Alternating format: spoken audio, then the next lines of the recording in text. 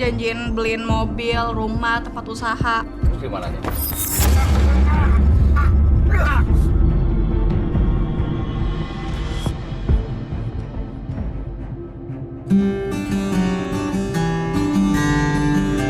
Alkisah pasangan muda-mudi, Sinta dan Bayu asal Bandar Lampung yang sedang kasmaran.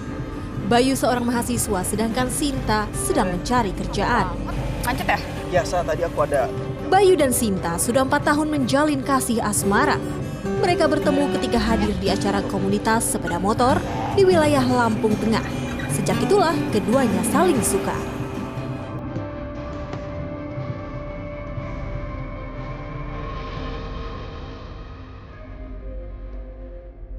Sinta dan Bayu yang sama-sama anak rantau memilih tinggal bersama di sebuah rumah kontrakan. Mas, istirahat dulu yuk. Tuh aku udah bikin kopi. Iya sayang, makasih ya. Kamu itu memang pacar yang paling baik. Bisa aja kan.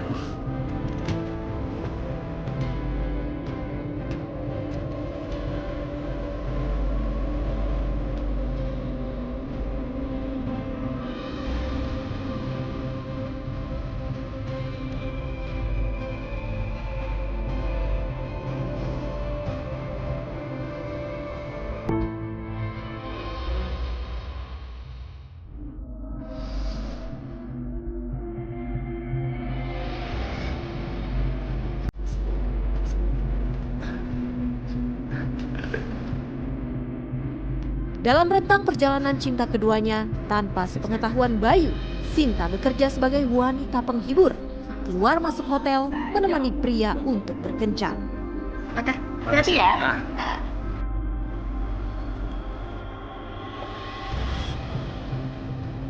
Oh, Pak.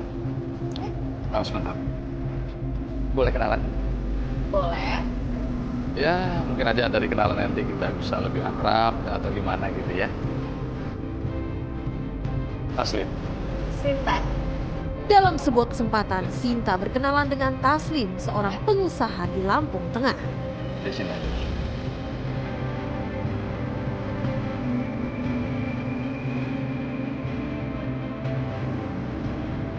Oke, makasih ya Desinta ya. Seduluan ya Desinta ya.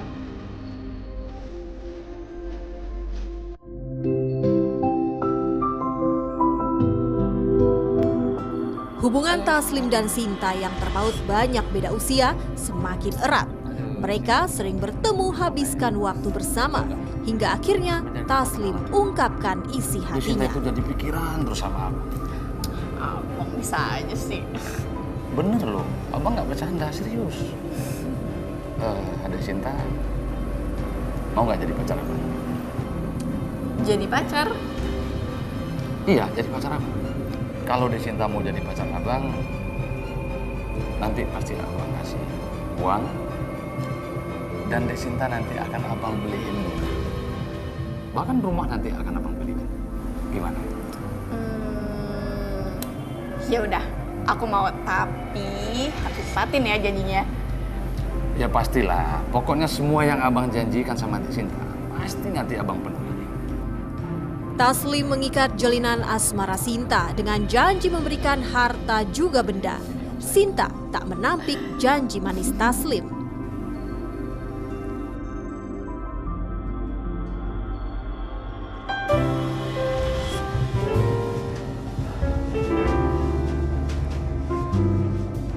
Sejak saat itulah Sinta merelakan dirinya untuk Taslim. Sayang, ini uang buat kamu. Makasih. Bang, tapi abang harus tepatin janji abang ya. Mau beliin mobil, rumah, sama tempat usaha. Uang Sinta terima saat kencan. Ia juga menagih janji Taslim ketika awal pertama kali berkencan. Namun dengan berbagai alasan, Taslim hanya memberi harapan pada janji manis yang pernah ia lontarkan.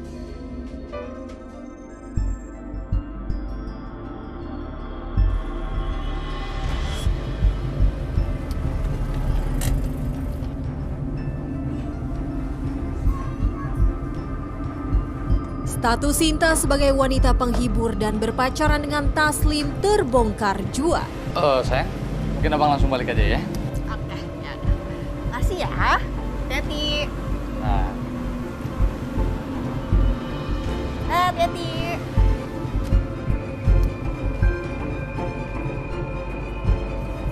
Enak kamu ya. Pulang dianterin pakai mobil sama laki-laki lagi. Apaan sih? Kamu cemburu ya? Ya iyalah. Lagian siapa sih laki-laki itu? Pacar kamu? Mau pacaran ke selingkuhan? Kayaknya suka-suka aku lah. Kamu aja dulu suka selingkuh. Kalau kamu nggak suka, ya udah putus aja. Bayu cemburu, sementara Sinta tak peduli dengan kelakuannya. Lalu, akankah cinta mereka bertahan?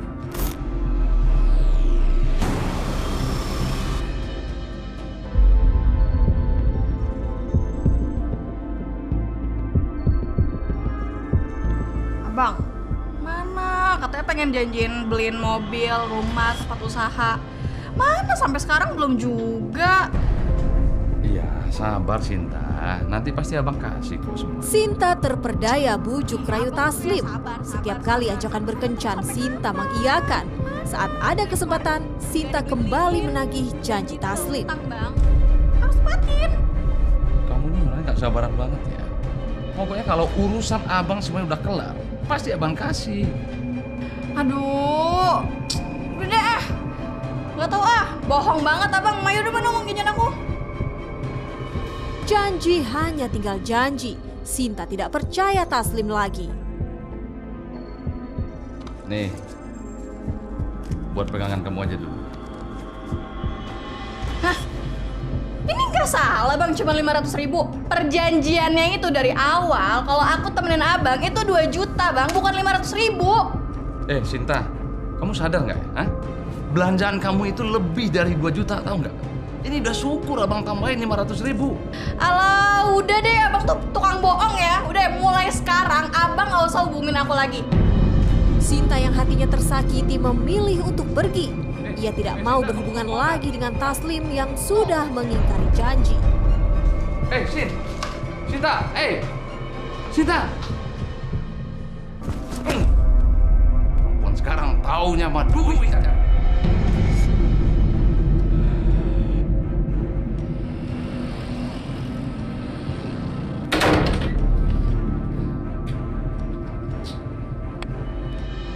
Karena ulah Taslim, Sinta dendam.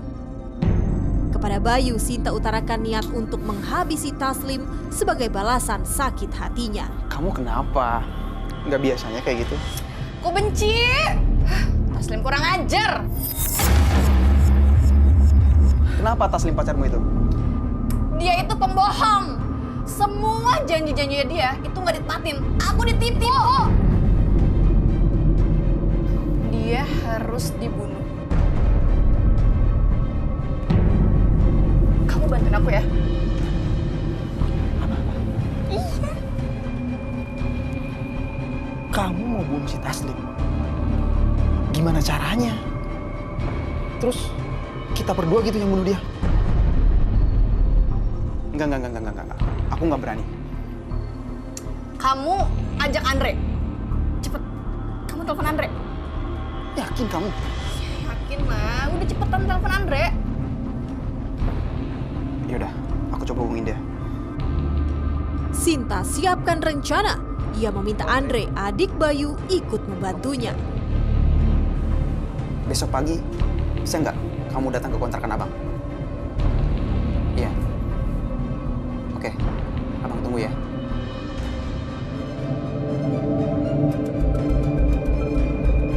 Duduk. Iya, bang.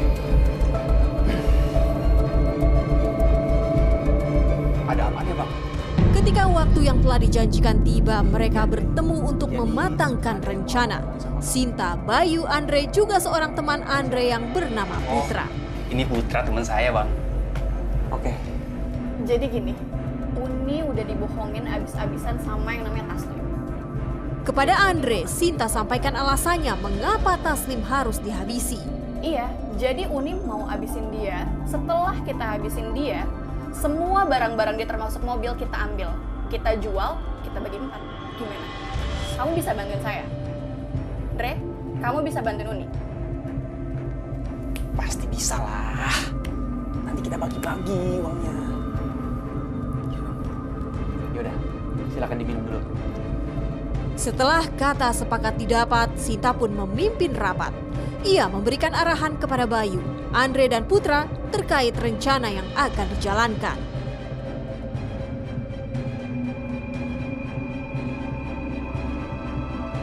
Sebelum eksekusi dilakukan, Sinta mulai bermain peran. Malam itu ia jalan bersama Taslim. Dia ke rumahnya. Ketika dalam perjalanan, Sinta berpura-pura dan meminta Taslim untuk menjemput adiknya yang telat pulang.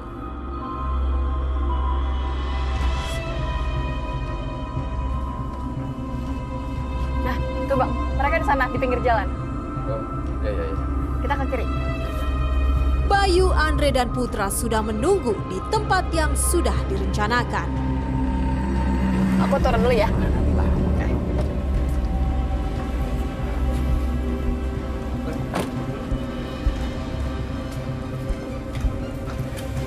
Aku tadi udah bilang sama Taslim kalau kita nganterin Andre pulang dulu. Yaudah Andre, kalau gitu kamu ikut saya dan Uni di mobil. Dan kamu Putra, kamu pulang aja duluan. Nanti saya kabarin lagi. Ketika rencana sudah matang, Bayu dan Andre ikut dengan Sinta dan Taslim dalam satu mobil. Sementara Putra kembali pulang ke rumahnya.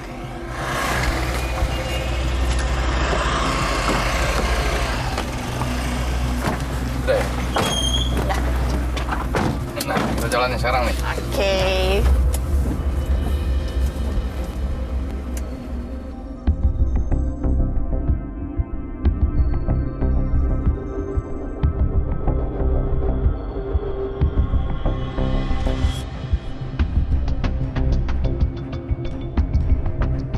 Dalam perjalanan, Sinta bingung bagaimana cara menghabisi Taslim yang masih mengemudikan mobil.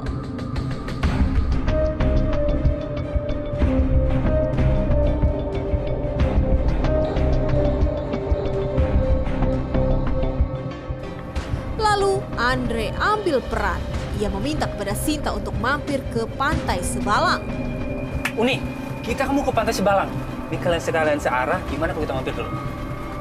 Tapi kamu yakin deh malam-malam gini mampir ke sana? Boleh juga tuh idenya. Sekalian kita minum-minum di sana.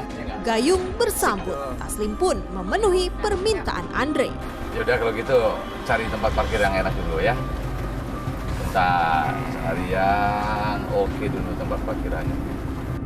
Malam itu mereka berhenti di kawasan Pantai Sebalang. Ya udah kalau gitu aku sekalian mau ke toilet deh. Aku juga mau ke toilet, Uni. Ya udah. Aman ya. Ayo Andre. Jangan lama-lama ya sayang ya. Ya. Untuk kedua kalinya, Sinta menanyakan kesiapan Andre untuk menghabisi Taslim. Dek, kamu beneran sanggup? Sanggup, Uni. Ketika rencana sudah matang, Sinta, Andre, dan Bayu duduk di posisi semula. Saat lengah, Andre dan Bayu langsung mengeksekusi Taslim.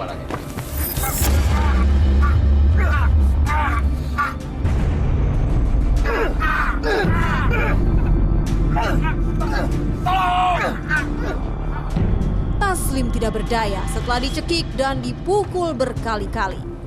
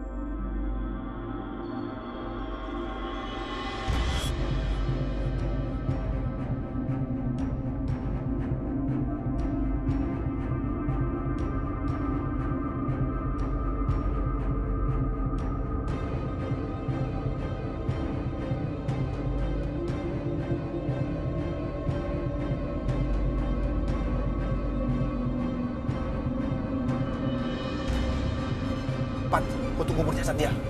Kemudian mereka mencari tempat yang sepi untuk mengubur Taslim yang sudah mati. Kemanakah mereka akan membawa jasad Taslim?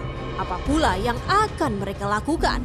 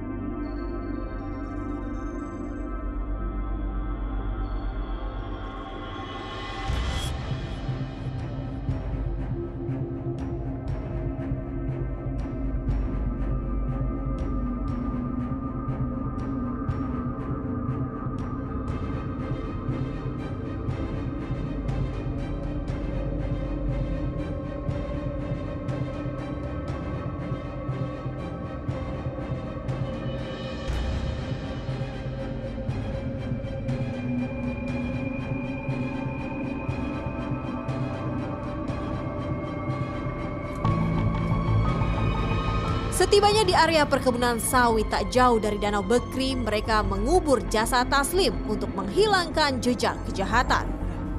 Kayaknya di sini aman nih. Ayo, pakai dulu barang-barangnya, ambil dulu. Geledah dulu.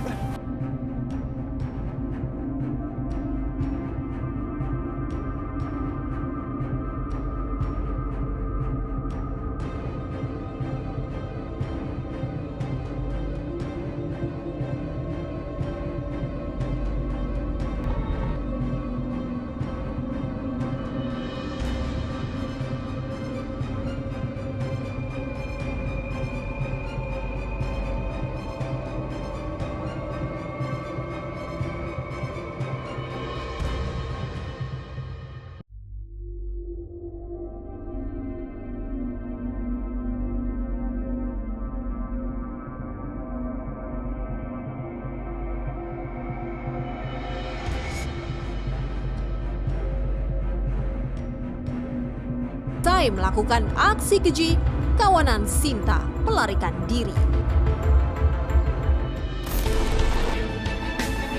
Keesokan hari setelah eksekusi, Sinta, Bayu, dan Andre membawa kabur mobil Taslim ke Jakarta. Mobil Taslim berhasil mereka jual seharga 165 juta rupiah. Di Bandar Lampung, uang hasil penjualan mobil dibagi berempat. Kemudian mereka gunakan membeli handphone juga berfoya-foya.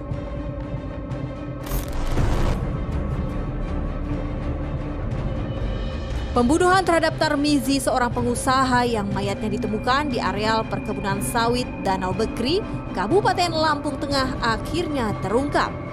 Tim gabungan Polda Lampung dan Polres Lampung Tengah menangkap pelaku pembunuhan terhadap Tarmizi yang berjumlah 4 orang. Mereka adalah FB alias Caca, BG, AT, dan AD. Dari informasi-informasi tersebut, didapatlah petunjuk identitas korban. Bahwa korban adalah pengusaha yang memiliki hotel, salah satu hotel di Bandar Lampung. Dan kita coba urut siapa terakhir yang melihat korban. Dan ternyata didapatlah informasi bahwa korban terakhir ada di hotel dan keluar bersama seorang wanita yang kita sebut sekarang itu namanya FB. Setelah menjalani pemeriksaan, akhirnya polisi menetapkan keempatnya sebagai tersangka. FB berperan sebagai otak pelaku, sementara BG, AT, dan AD berperan sebagai eksekutor. Kepada polisi, FB mengaku membunuh karena sakit hati kepada Tarmizi yang tidak menepati janjinya. Kemudian ia pun merencanakan pembunuhan dengan mengajak BG, AT, dan AD. Saudara FB dengan korban ini sudah menjalin asmara selama 8 bulan. 8 bulan lamanya, dan saudara FB ini udah nggak sabar, terlalu kecewa dengan janji-janji manis. Di mana kata saudara FB bahwa korban ini menjanjikan akan memberikan rumah, akan memberikan mobil, akan memberikan usaha untuk saudara FB. Tapi faktanya sampai dengan hari terjadinya pidana pembunuhan ini tidak ada yang direalisasikan. Dia selalu bilang, oh ya nanti kita beli mobil ya, kita beli ini ya.